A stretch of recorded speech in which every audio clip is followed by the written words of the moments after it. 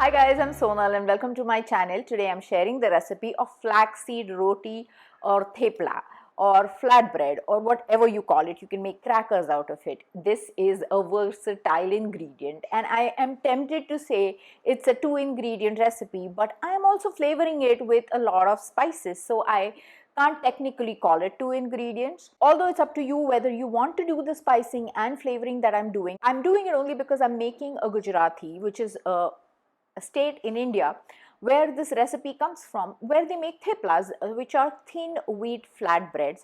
They're delicious. They're flavored with sometimes leafy vegetables. So let's go ahead and make it. Here I'm heating 2/3 cup of water, also grinding 1 cup of flax seed. There's information about the ingredients that I use in my kitchen and the gadgets that I use in my kitchen, so you can check that out. The links to all of the things that you might be interested in are in my description section. I'm flavoring this with some ghee, so 1 teaspoon of ghee, 1/4 teaspoon of turmeric, 1/4 teaspoon of chili powder, 1/4 teaspoon of coriander powder, 1/4 teaspoon of salt, half a teaspoon of carom seed, 1/4 teaspoon of sesame seeds. You can skip the spices. I have already shared a similar recipe of a keto flaxseed flatbread with you, and I'm going to link that in the description so you can watch that recipe. The technique is slightly different in that one and this one. I feel like these turned out a lot tastier, also because I have used golden flaxseed in this, whereas in that recipe I'm using the black ones. So the golden ones kind of look very similar to a thepla, in which you add turmeric, so final color is very similar. So while I was eating it, my brain was fooled into thinking that I'm eating the real thing, so I definitely enjoyed it.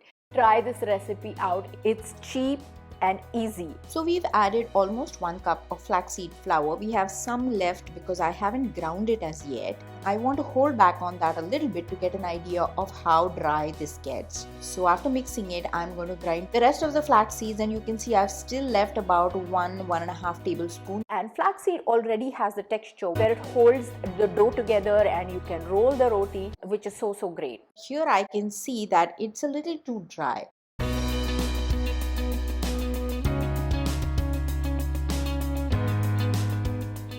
So at this point, I'm going to also add some water. I'm going to try to mix this as much as possible. I don't want to dirty my hands at this point. So I'm just using a wooden spoon. And now I'm adding about a tablespoon of water. And I started the flame so that the water heats up a little bit. And you can see it's forming a dough ball, which is what we want. It's holding very well. And I'm going to let it rest for about 10 to 15 minutes while I talk to you. So our dough is ready. Now we're going to cut it into pieces and try to make smaller size rotis. So I'm making about like a 4.5-inch roti or so.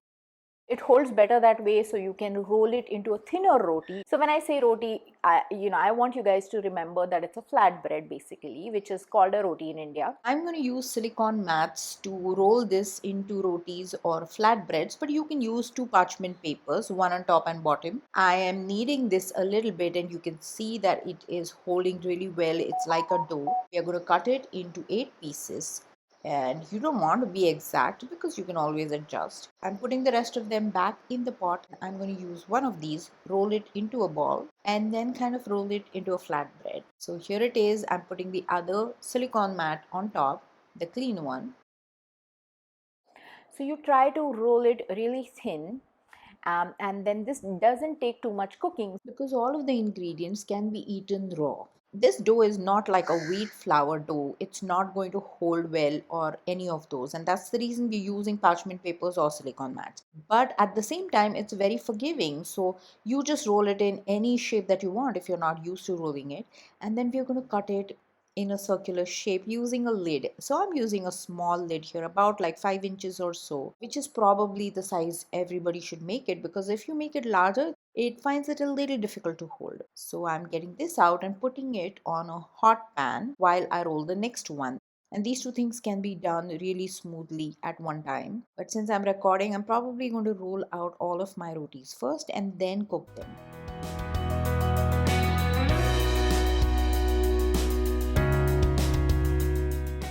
Look how quick this procedure is. And this is another one and another one. So depending on what kind of a look you want for it, you want to go with the cooking time. If you cook it long enough, then it's going to be like a cracker, and it actually tastes very good that way. You can add nutritional yeast, you can add cheese to this, you can add any spices or dry flavorings to it on top. So you don't really have to put everything in the dough. You can definitely put some herbs and some sea salt on top if you like.